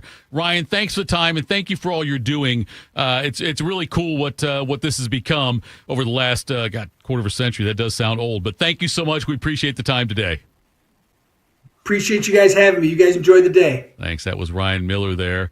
So, Bob, you named so they've got the Hog Molly books, and you named one of the characters. I love Ryan loves telling that story. I think I've named them all by the time he changes the name every time. And I'm not even sure which one it even was at this point. It's a long time ago, Thitoff. 25 years is a long time. I got involved with that. Yeah, it's been 2003. It's almost 25 years being on the board, working at camps, and now watching all of my kids come through the camp. My wife was involved for a number of years, helping out and just doing different things. And it's great because it's, they develop leaders among the student athletes with getting them out there, having them read to kids and getting in front of them and showing some of the positive things out there and just how it impacts them. And then obviously on the other side, the literacy piece of it, helping these second graders promote literacy and getting a book. And Ohio State has been a great partner with that, and they've done a tremendous job. And so this is another example of it tonight. So get on out there and go support them. The football camp that happens in the summer. Yep. You're out there for that. I know you said your kids have gone through that. Yeah. And that seems One left. Yeah, that seems, I got to get Artie out there this year, but it seems like that really does well. Yeah, they do a great job with it. I mean, it's usually maxed out, and they've debated whether you want to expand it. How does that look? But it's over at Hilliard Weaver, I want to say. I know it's in Hilliard, yeah. Is where it's been, to my knowledge, ever since inception. So, at least for the last 20 years. So they do a great job with it over there. So, I'd encourage everybody to get out there. You can go on the website, Second and Seven, all spelled out. They've got all their events. They've got different fundraisers and stuff throughout the year. A lot of cool things that they ultimately do. So, go check it out and see what else is out there. He came out and did a podcast with Tim May over there at Fancy Sports where I do some work, and he left 2 books there, the Hog Molly books, when he left. And I thought maybe it was on accident. But when I talked to Ryan before today, he said, "Oh no, you guys can have those." I felt like he was trying to say that I need to read those. They're written at a third grade level. I understand that, but I felt like second grade level would be perfect for you. It was a Billy Madison thing for me, where I thought, like, did he leave them on purpose? Was it an accident? He made it sound like it was on purpose, and I'm not gonna say I was offended, but it just felt personal. Is there any words in there that you struggled with? I'm not going to do that right now, Bob. Just sound it out. Listen, he threw a lot of big words at me. I didn't know what they meant, so I took them as disrespect. But nonetheless, yes, Ryan Miller, thank you for joining us. And coming up next, Bob, I'm not going to do breaking news, but I discovered a new holiday. I'm not sure what that means. I know. They're still making new holidays. There's a new holiday next year. Yes, listen, you should be excited. We'll discuss that next. Morning Juice. Hey friends, Beamer here, and listen, I didn't start Awaken 180 on a whim. Actually, I thought about it, I looked at it, and then I decided, you know what, it's time. This wasn't about chasing a quick fix. It was about making a smart decision and actually committing to it. And the results, well, they simply backed it up. I'm down over 80 pounds, most of which was actually in free maintenance. And I did all that because I had a plan that was specifically built for me. Awaken 180 simplified everything. Once the structure was in place, the weight came off steadily without feeling miserable or deprived. That's when you realize motivation is not the key and that systems actually are. You don't need to hype yourself up every day. You need something that works when life gets busy and distractions pop up. That's why Awaken 180, it worked for me, and it's going to work for you too. If you've been putting it off, waiting for the perfect time, don't. Make the decision, trust the process, and let it work. That's exactly what I did with Awaken 180. Online at awaken180weightloss.com. Again, online at awaken180weightloss.com. Miss Fernandez, what are those tiny things? Those are what we call amoebas. You can only see them through a microscope. Wow. Today's students are tomorrow's great thinkers and innovators. But right now, there's a funding crisis in public schools. Millions of kids go to schools that don't have funding for books, computers, and so much more just because of where they live. You can help change that. Donors Choose is a nonprofit that lets you support students and teachers in your community and beyond. You choose which supplies to support. You could provide first graders with pencils and paper, or other students with their first chapter books, help a music class get a guitar. You could even supply a classroom like mine with a science project. But what you're really giving is the moment that sparks a brighter tomorrow. To learn more, please visit DonorsChoose.org. That's DonorsChoose.org. Choose students. Shape the future. I slept in a lot of different rooms, different beds, but none of them really felt like mine. I spent 14 years in foster care, mostly in group homes. And I never had much stuff because I always had to be ready to move. Why get things if you just have to let them go? There are more than 100,000 children in foster care waiting to be adopted. The Dave Thomas Foundation for Adoption is working to help find them a forever family and a permanent home of their own. Now I have my own room with walls that tell my story. I love hanging out in here. I play dress up with my sisters and I sing and make videos. But the best part, knowing I'll always have a place to go and a family that loves and supports me. If you have room in your home or your heart, see how you can help at davethomasfoundation.org. Attack and dominate. You're locked into Morning Juice. Sponsored by Riverside Bank of Dublin. Here's Bobby and Tito. It's Bobby, it's Tito, it's Bodie. The gang's back. And do you need a bank in this town that truly values local business and the opportunity to work alongside them as partners? Whether you're a small business or a large operation, Riverside Bank of Dublin, they've got the right tools for the job. Riverside Bank of Dublin has the experience of working right here in Central Ohio, the snow capital of the world. Although I heard it's starting to melt, and I'm going to be excited about that. They understand the business climate in our area and will help you reach your goals. So whether you need an SBA loan to get your business off the ground, a line of credit to keep your business running smoothly, or equipment financing to get your business up to scale, Riverside Bank will tailor a solution that fits your needs. Visit them at riverside.bank or stop in to get to know them at 6300 France Road. Riverside Bank of Dublin, member FDIC, equal housing lender. Bob, Jeff? I am not saying they listen to me. Who is they? But. Who's the proverbial they? in this scenario. Roger Goodell. It's Roger Goodell in the NFL. Bob, do you know when Super Bowl 61 is? I don't expect you to know, just so you know. Unplanned. It is February 14th, 2027. Oh, maybe it's the next year. No, they don't have it locked in yet. Are you sure that that's locked in? I'm sure it's locked in. February 14th, 2027. Now, it's Valentine's Day. Maybe that. Well, I understand that's what it is. It's also Woody Hayes' birthday. Yes, it is. Bodie, you think that confused you? No, it's just right you on. Looked away. On. Do you know what February 15th? You win with people, Bob. 2027 is? The day after the Super Bowl. Right, exactly. Day after the Super Bowl, it's a holiday. President's Day? Well, yeah, fine. But it's also the day after the Super Bowl. Yes. So next season, Bob. So they pushed it to President's Day. I think that they put that in there because they're trying to get to 18 games. I think they do, too. Yeah, I think they are also. But how cool is that? Why? I'm going to be working. What does that matter to me? It matters to Joe Q Public, Bob. How many people you think actually get President's Day off?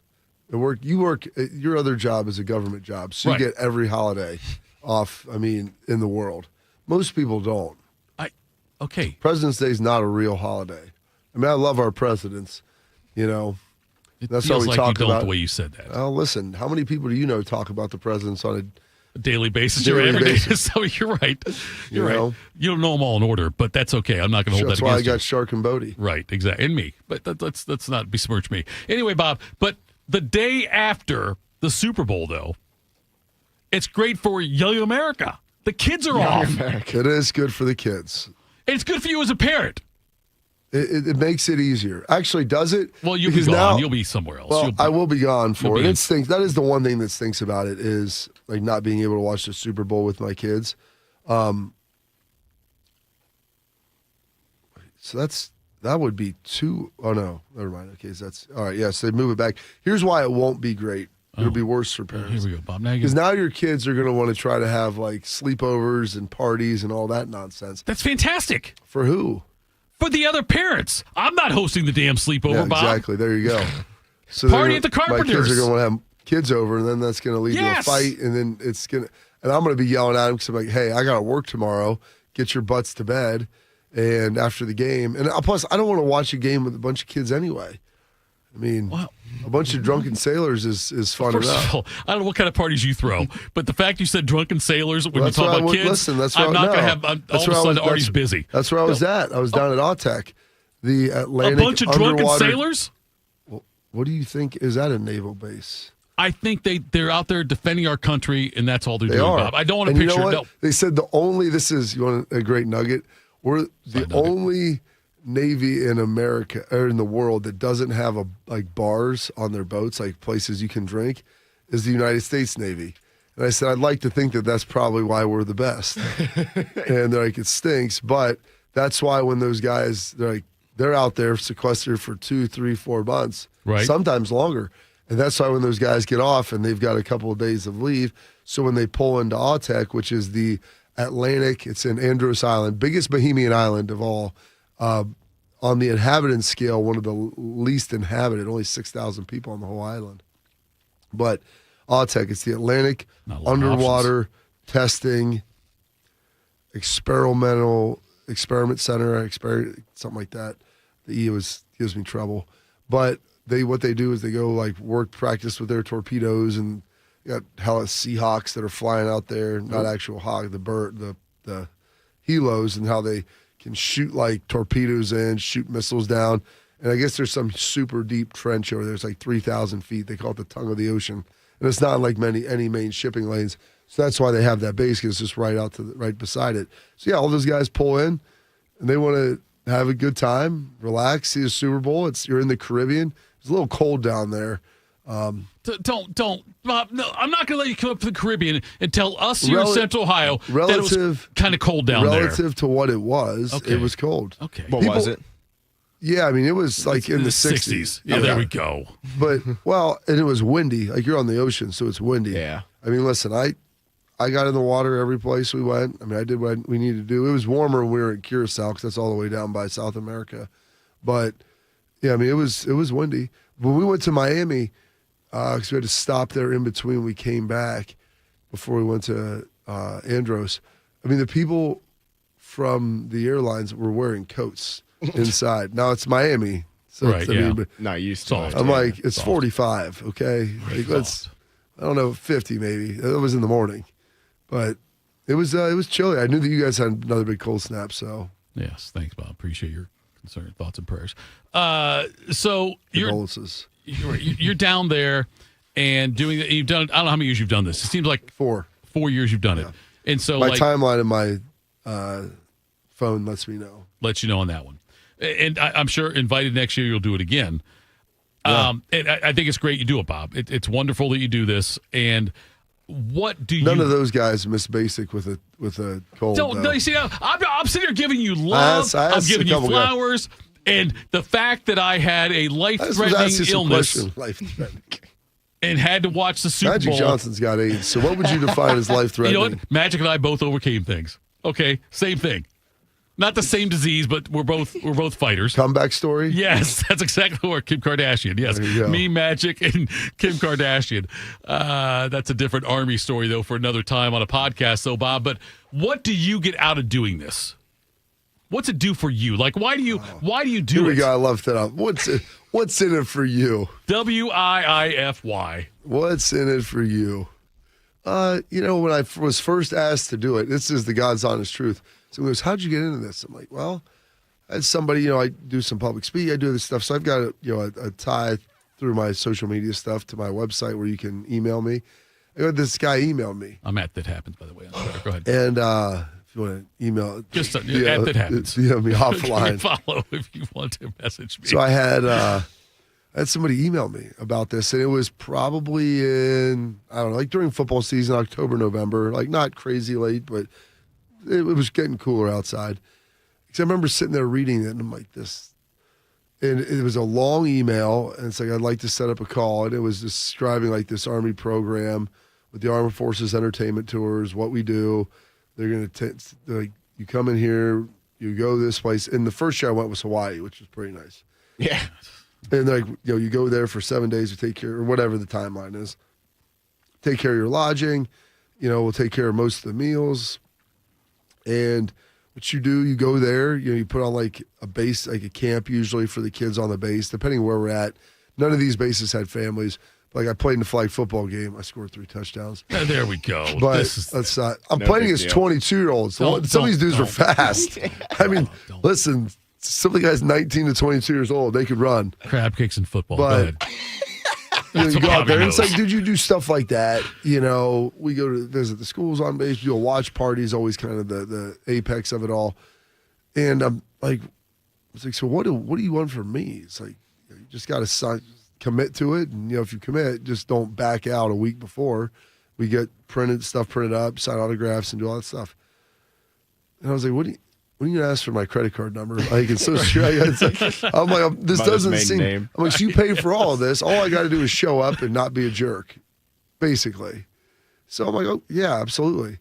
And I've got to go on it. I mean, we get all these sweet challenge coins, these patches. I've gone to places I never even knew we had a military presence there. Gone to islands in the Caribbean or wherever. That's the only time I've ever been to Hawaii. The only time I've ever been to Hawaii or Europe is basically through the NFL. So it's awesome. And so that's why they asked me to do it. And I always, when I was playing, I had friends that had done some like the USO tours, and those were a little more forward facing and stuff. But I was like, man, I'd always love to be able to do something like that. I don't know if I'll ever be good enough to be asked to do it. And like as a player, and it's ironic, because you have some cheerleaders come with us, and there'll be a director, and the director that ran our trip last year ran this one. And she asked me, she's like, are more people like Ohio State fans with you? I'm like, there's Ohio State fans everywhere. Right. And so when we were down in Curacao, there was 2 people that came up to me, started talking about Ohio State. We're sitting in the airport. She's like, is that real? Some guy looks over, he's like, OH. And I'm like, I'm freaking Curacao, dude. I'm 40 miles from Venezuela. I just sat down. How is it possible that you even know who I am? Like here, it was wild. Yeah. So she's like, that's crazy, because she's from Baltimore, and it's like Maryland, dude. Nobody cares about Maryland football. And by the way, right now, I don't know if anybody cares about Maryland basketball either. I made you a painting. Yes, that's more or less what it was. But just getting to do that and getting to meet these people that go out there and, it's different, like in different installations, but across all the branches. Like this is the first time we've had stuff with the Coast Guard out there as well. But meeting people from all these different branches at different stages in their career, different points in life. You were young and you enlisted and went through that. And there's some guys in Hawaii, like everybody was under the age of 23. I was way older. And so some of these other ones, they were smaller installations and they had more specific forces. So you have like a lot of guys that have been in for 12, 13, 14 plus years. Some guys are sitting there like 18, 19. I got one left. It's my last deployment. I've got 18 months and then I'm done. So, and like just talking to them about their families, the sports their kids play, and I'm watching my son on a swim meet on Saturday, on YouTube on my phone. And, it's no different. I mean, those guys do it and they're out there and they're watching their kids. Like this guy was watching his daughter's dance recitals and their cheer competitions and, had him watch, basketball games. We just talk about that and we'll sit there and watch stuff together and, you talk about it. And that's why, I really have zero tolerance when I have to listen to, these Yahtzees, like the GM for Minnesota talking about taking 2 days off or 2 weeks off for paternity leave. And I'm not sitting here telling people what they should and shouldn't do with their time and this and that. I go, well, you have an important job. There's sacrifices that come with that. And I know this, he was making a hell of a lot more than people in the United States military are making. And don't you think they like to have 2 weeks paternity leave to go spend with their family when they're deployed? Yeah, that's real, but that doesn't always happen. One of the guys we had, he was off and this is kind of my cush deployment. He's like, I got 18 months over here at Andros. I mean, it's the Caribbean. He's like, it's hot and we got to work. But he goes, there's worse places to be. He goes, I just came off a sub for the last 8 months. And I'm like, that sounds terrible. He goes, it wears on you. I go, what do you eat? I go, how do you get the fresh food? He goes, salad runs out after about a week. He's like, the fruits are about another couple of days after that. We usually burn through the eggs after about 12 or after about 14 to 20 days. And it's just a lot of prepackaged stuff. And I'm like, you don't ever see the sun. So, yep, that's also part of it. A little vitamin D deficient. Vitamin D. I'm like, I started thinking, I go, does it matter if you work night shift or day shift on a sub? A sub, right. Like, and then he told sun me, up? I don't know. He was a chief petty officer. So he had a guy who was an E6 or E7, got into a rank where he's like, what's the sleeping like on there? I mean, I'd never met anybody who was on a sub before. And he was in charge of transportation. He had a fairly significant job. And it's like, well, you walk in, they've got bunks. They're 3 high. He goes, if you're just a normal crewman, there's 7 racks in there. So it's 21 guys. He's like, yeah, you got a bathroom and a shower and a toilet. I'm like, for 21 guys. I'm like, that sounds pretty nice. He goes, you would have to turn sideways to walk in between the beds. He's like, I can get you here straight up because it would be a little tight for you. And he goes, and then once I made officer, you get a little better. I was like, what's that look like? I'm thinking maybe 3 or 4 years. He's like, it's 4 of 3, so 12. I'm like, oh, really cut it down for you. And I'm like, this dude does that, all this and everything. It's like, man, I can't listen to the guys complain about this. And those guys are all want to be great dads. They want to be great parents and everything. But they also have a commitment that they've made, and they have an important job to do that's probably very underappreciated and undercompensated for what they do. So do you get paid any more when you're deployed on the sub? He's like, not enough. And it wasn't much. It was like another couple $100 a month. I'm like, to never see the sun. That sounds pretty rough. Yes. You can't have a single drink. There's no sun. You're sleeping with all these dudes in a bed. And what's the workout situation? He's like, it's not a great workout room. He goes, I usually lose about 15 pounds, and it's the wrong. He's like, because he's like, you can't really lift. You try the best you can. He's like, there's nowhere to do cardio, and you're eating just average to bad food by the end. Like, all right, so why do you do it? Because those dudes have a good time. You get to hopefully brighten their day, enjoy it, spend some time with them, thank them. number one, because they probably don't get thanked enough. So just showing some gratitude and appreciation. And so I like, not to sound like Bigger and McCracken, like I get as much out of this as they do, more out of this than they do. Like it's fun for me. And these guys all want to tell me their stories of all the cool stuff that they've done. And then they're like, what was your best hit? Who's the hardest attack? Like just going through the list How's of like Tito? Yeah, exactly. Okay. The questions of talking through. You got guys that are this one dude was a Philly fan. Oh my gosh. Like we opened up and I'm like, all right, buddy. Like other people, like we're a half hour in here. Like other people want to talk and I'm done, going from A.J. Brown to the coordinator situation, what's going on. What about Matt Patricia? It's all this stuff. People are just talking through everything and it's good. I was like, hey man, some other folks want to talk about some other things too. But it's just, it's that. And so you get to have fun with them and relive it all and they have a good time with it.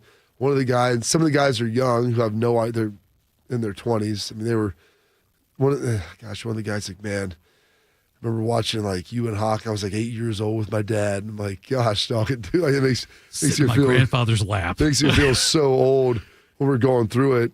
And then some of the other guys, like they'll pull up my clips on whatever, and like, yeah, man, you're pretty good. I'm like, well, I don't know. I mean, I wasn't the worst. So it's just kind of fun to relive through all that and talk through it all, and have those conversations. Try to appreciate someone who, people that have spent their life in service. And like I said, I've gone to a lot of the better places now. They have an Alaska tour. They have a Greenland tour, which I wanted to go to Greenland. That was supposed to be part of it last year. But, they go to Korea, Okinawa, Djibouti. Like, it's like, hey, man, I told the lady who's in charge, I'll go anywhere. I'd just like to see the world, see new places. And it's the further away, hopefully the more you can bring some home to them, which is always the goal. So, Bob, a couple things. First of all, and I know you won't say it, but I am surprised you're surprised they know you. Only because, like, how much high some of these guys are 20 years old. I understand, Bob. They're like literally to say they're closer to my kid's age doesn't even do it justice. There was a dude there that was 19. You were 3 years older than my son. I mean, that's the reality.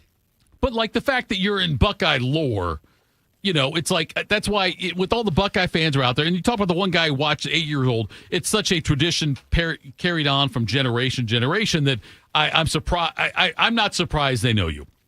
Secondly, I know how important family is to you. I know you come back, and I'm sure, without even talking to you about this, that you relate a lot of these stories and thoughts every year with your kids, and you talk to them about it. You say, this is a different world you may never know, a different life you will probably never know.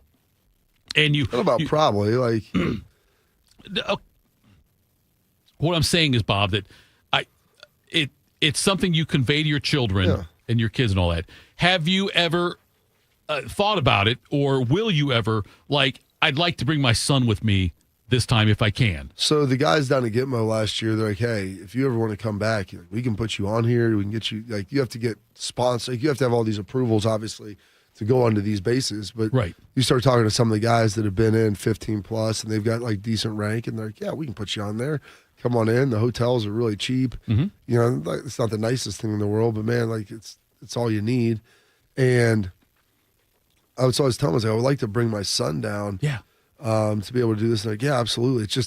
It's tough. And there's a couple of the guys from Getting My Text still, and they're awesome human beings with all of it. So I try to stay engaged and give some of the people my number, and like we'll text randomly back and forth.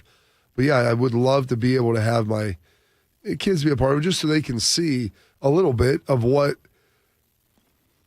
our country is and the reason why it's so great. Not perfect, but you go back to like Colonel Jessup, and I joke with the guys about it. It's like, listen, man, sleeping under the blanket of freedom you provide. Like, I'm not here to pass any judgment, dude. We use words like honor, code, and loyalty. Look, Bob, I know you didn't, but I wish if somebody asked you to do something. Defending the very I wish if someone asked you to do something now that you said, sure, I'm glad to do it. You have to ask me nicely. I wish you would have done that. I know you wouldn't do it, but I wish you had asked me nicely. Yeah. But that's the reality. Like, a lot of those guys, they're just so great. And they talk about, like, oh, we get to do this and that. And the other thing that's cool is you learn about the diversity of jobs, like of everything that people do and all the different stuff. And, I was talking to some of the guys about different things, their pathway, how they got in, why they got in, why they chose to stay in, and all of that. And just as my kids go through high school and you start asking yourselves a question like, is this something that any of them would be interested in doing? Why would it be good for them? Maybe what are some of the drawbacks of it? But you get to experience all of that and kind of have a better understanding and maybe a greater appreciation of what it does for you to sculpt you as a human and kind of how all that works. Very cool, Bob. You did that, and I assumed you would consider that already with your sons. I know that with your kids, I should say, because I know that you know that you can watch all the Band of Brothers, Saving Private Ryan. You can watch all that stuff you want to watch, even Stripes in my case. But you can watch all of those. Qualifies, but Bob, I was on the same obstacle course as John Candy was. Okay, I did the same thing in those barracks. I slept in those barracks. But nonetheless, what I'm saying is that you can watch all those things, but nothing is like being face to face with the people. Oh yeah, with the heroes that do it. Yeah, I mean, like we were down in Curacao, and it was interesting because we went to Gitmo as like they were ramping some stuff up there last year. We were down in Curacao. I'm like, and the guys like they'll tell you what they can, maybe a little more. Is that Curacao for me? It looks like it's Caraco. Okay, that's what I was. When you said that, I was going to ask you about that because I know that's how I pronounce it. Thank you. Right by Bermuda, or right by Aruba. It's part of the ABC Islands down there, but it's 40 miles from Caracas, which is the capital of Venezuela. So I'm like, hey, yes, and it's not a very big installation. We do a lot of transport stuff in and out, and I was like, you guys, get any stuff going on? It's like, we've been busier than we've been in a while. Yeah, sure. That's like one of the guys said that. And then as you get to know them, you talk a little bit and they open up and tell a little more about some of the stuff that's like probably semi-classified. They're not giving you all the good details. They'll give you some high-level stuff, just kind of what's going on and what's going on in the world. And it's just very interesting to kind of see that and hear it. Nick in the chat just blurts out, "You, Lieutenant Weinstein." It's Weinberg, right? Is it Weinberg in that movie? Weinberg. Yeah, Weinberg. Okay. I think he's thinking about Harvey Weinstein. Okay. I'm not going to accuse Nick of that. Nick is a Hall of Fame chatter. I'm not going to do that. But I thought it was Weinberg also. For somebody who's never seen the movie from start to finish, but I've seen the clips. I have seen the clips, and it looks like it's clip. I think it's a good movie, Bob. Very, very clippable. From what I've seen. It is. Very clippable movie. A clippable movie, that's right. Well, anyway, nonetheless, Bob, and I mean this sincerely, I appreciate the fact you do those things. I think it's great that you do it and that you go out there every year. Now, I didn't really appreciate the fact you talked about being cold when it was in the 60s when we're here shivering our asses off. I just didn't bring any cold. I didn't bring any stuff for the cold. You brought the warmth back, too. I got you. And by the way, whenever they tell you next year, hey, Bob, we want to do this, if it's a cold weather place, I hope you're not a prima donna. I went to Oklahoma. Okay, I'm just saying, though, if you do, don't tell me because I don't want to ruin it. But like if they say, hey, we got these spots, and they give you 4 spots, 3 are cold weather, and you say, you know what, how about Hawaii again or something like that? I just don't want you, don't reveal that on the air because that would ruin some of the image I have of you. Thank you. I appreciate that. I don't want to tarnish that for you. I know. Soil it, I know you don't. I know you don't. Coming up next, we'll tell you who's got his juice. Morning Juice. You served behind the desk. You served in combat. You did 4 years and got out. You were drafted. You gave 20 years. You gave exactly what your country needed. And so did you. When you raised your hand and swore an oath to your country, when you put your name on a dotted line, you became part of only 1% of Americans who did the same. You are a veteran. You are a veteran. You are a veteran. Because no matter when, where, or how you served, you made a sacrifice for your country, and you deserve support. If you're struggling with life after service, don't wait. Reach out. Reach out to a loved one, to a fellow veteran, to VA. Find resources at va.gov/reach. Brought to you by the United States Department of Veterans Affairs and the Ad Council. Around the world, Children International and friends like you are giving children in poverty a chance to grow and thrive, to be healthy, to succeed in school, and achieve great things. How do we do it? In the best way possible, by helping ensure access to healthcare, nutrition, and educational opportunities. And most importantly, by empowering youths and their families to get out of poverty and into employment through life skills, computer, and job training. The very tools they need to break the cycle of poverty and build futures full of promise. Because every child deserves a chance to realize their full and best potential. Learn more about how Children International is empowering children and families by going to children.org today. That's children.org. You know what hope is? Hope is action. Carving a path forward, even when it's hard. And kids who still know how to dream. They're the best pathfinders of all. So at Child Fund, hope means helping millions of children living in poverty worldwide to grow up healthy, educated, skilled, and so all those good things can come true for them. Safe. And that means safe at home, safe at school, and safe online. Hope means walking this path together. All of us. Because when we work together, we can do so much more. That's right. Hope includes you. Child Fund, because we need each other. To learn how Child Fund works with children in 23 countries to help them achieve their full potential, visit childfund.org. That's childfund.org. Attack and dominate, YouTubers. You're locked into Morning Juice. All right, Morning Juice, final segment of the program. And I feel like I need to ask this, Bob, and this is no disrespect. Yeah. You here tomorrow? Yeah. I'll be here for a week. Here for Thursday, here for Friday? And Monday. And Monday, and then you're off cruising. Go a Buckeye cruise. Hope it doesn't dip down into the 70s for you while we're here freezing. I'm sure it'll be warm again down there. I'm sure it will be, too. AJ going? Yeah. Schleggs? I'll get some content. I'll send some stuff. Schleggs is not going. Schleggs is not going. He's busy now. I guess he's got a real job.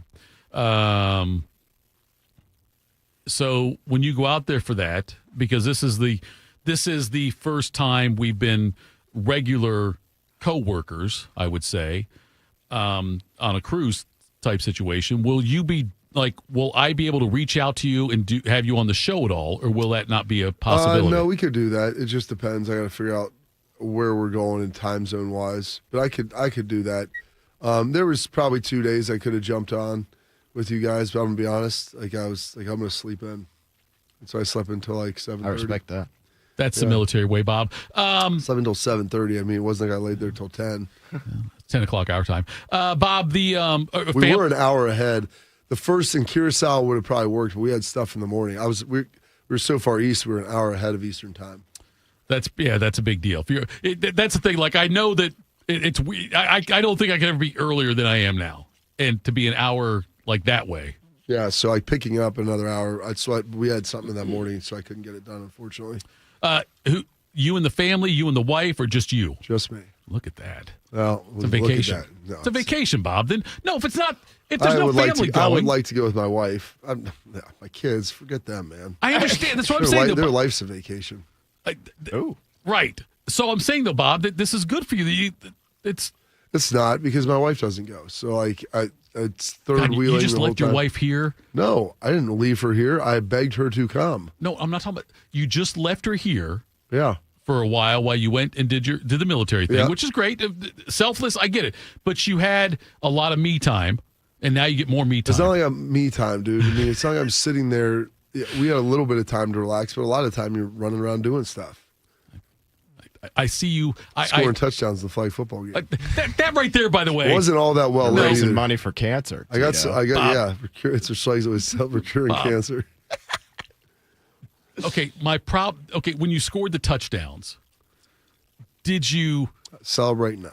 You didn't spike it? No. You didn't do the crab kicks in football? No, I tossed the ball. You tossed the ball back. Tossed the ball back to a need to go to, and Your brother's been dry humping me up and down the field all afternoon. Was this a flag football or touch football? No, they actually had flags. So it was flag football. Yeah. Nice. You did not talk trash to anybody? No. You didn't give them a look? Trash, no. Well, the one dude I had to guard was about 19 years old, and he was pretty fast. It's like a racehorse on steroids. He only caught one ball, and so I felt like it was underneath. I wasn't gonna let him. I wasn't gonna let him get on top of me. Of course you were. Not again. Bodie, let's hit the number there, the button. What's got you juiced? Sponsored by Newman Roofing. For all your roofing, gutter, or siding needs, call Newman Roofing today at 614-NEW-ROOF or visit online at newmanroofing.com. It's Tuesday. He's not dead, but he's dead to us. Let's hear what Schlegs has to say. I think. That's how I church it up. I go from my Rocky work boots to my fancy Justin or Tony Lama boots. That right there makes the outfit fancy. Makes it fancy. There you go, Schlegs. What has me juiced today, guys? Tuesday. Tatum. Yes. Press release is out. Jason Tatum joining the Maine Celtics. I learned yesterday. Are they going to play him this year? I think he's going to play. He's going to play, Bob. I don't know if that's the best decision. The thing about it is he probably needs to play, though, like I would say within call it the next month. Because I don't think they're going to make the playoffs for sure, like no question about it. And I don't think you can throw him out there with like 2 weeks left in the regular season. No, you got to start working. Like you got to give him a pretty big ramp up. And even then, like I don't even know that in the postseason he's going to be, 35, 40 minutes a game. But if you want 15 to 20, like he probably needs to start playing. I would say 20 is his ceiling. Yeah. And look, I have full faith in Brad Stevens and Tatum and everybody else there that they are going to do the absolute right thing. And if at any point in time they're like, you know what? Screw it. It's not worth it this year. We'll just have them sit. I think they'll make that decision. But, it's been back and forth all year. And even just recently, Tatum came out and said, like, I'm not going to play if I'm not ready. So when I saw the news yesterday that he's practicing with the G League team, that honestly kind of surprised me. But that was the biggest step he's taken in doing so outside of, some smaller stuff. Did he go to Carolina? He went to Duke. Duke, that's right. Duke sorry. Yeah, no, maybe that's his first step to going back to Duke. Yeah, why going not? to the G League. Well, Bediako at Alabama did get. I saw. Yes, they said now he can't play. That was the one thing I'm looking like. At least sanity has been returned a little bit to the world. Shouldn't they have to forfeit those wins he played in then? They can't. NCAA can do it. I guess the committee could say like, "Hey, we're not counting those. We're not going to count them or hold them against them or something." The Auburn fans, and granted, I believe Alabama won the game over the weekend, but chanting G League dropout when he was at the free throw line, that's pretty strong. No cursing, nothing derogatory, but it's a pretty strong chant there at Bediako this past weekend. What else has me juiced here, guys? Mentioned it today, yesterday. Mentioned it again today. Probably will mention it every day until it hits like October, but. Believe I saw a high of 47 today. I didn't even wear the winter coat to the gym yesterday. Now, it was a little chilly when I was walking out from being a little sweaty and whatnot. But that felt amazing. Even yesterday, it was like 35 degrees. I was like, this feels honestly like pretty warm out. So that all had me juiced. Carp, I think that's all I got for you, sir. What has you juiced? There we go. Yeah, I landed. It was 30 degrees. I was waiting for it to be freezing. There was a dude walking off the plane in a T-shirt and shorts. He was walking through the airport. I'm like, that's sixth grader? Because that feels like something. This was a grown man. This was a grown man. He had some nice tats too. I mean, it wasn't just a T-shirt. It was a cutoff, like a tank top. I'm like, bro, you look like you're straight going to the gym. Out. Oh yeah. So getting back and not being just like an Arctic blast in my face was fantastic. We're getting some 30s. I want some of this snow to melt, man. Yeah. I'm done looking at it. There's still like it's almost like it's pretty. No, it ain't anymore. No, it's starting to turn like brown and get the grossness on it. Like it's not pretty. I'm sick of having to like shovel it off. And since I was gone, some of it drifted back on the driveway, got smashed down by the cars. Believe me. Did anyone else shovel it off? No, they didn't. But I'm happy to be back. Juiced to be back here for the week. Got a lot of work to get done in this week. So going to be fast and furious as always. Excited to get to see my kids, talk to them. I don't know how much they're excited to see me. I did watch them on our cameras last night on the plane for about 30 minutes as they were watching. I was watching them watch the Olympics. Nice. And listen to them, my wife and three oldest, have conversations about it. So that was my little slice of home. So that had me juice, and then getting to spend time with our men and women in service, which was awesome. So I'll tell some more stories about that, some more stuff of what they do and everything coming through the weekend, or through the rest of this week, rather. Thitoff, what's got you juiced? What's got me juiced? Bob, I'm glad you're back. Look, we had Austin, we had Jay-Z, and we had DeVere on yesterday. And I love working with those guys, but I'm glad you are back. I love hearing your stories from these things you do. And I saw it again. I don't know, Bodie, if you saw it or not. People on the camera saw it.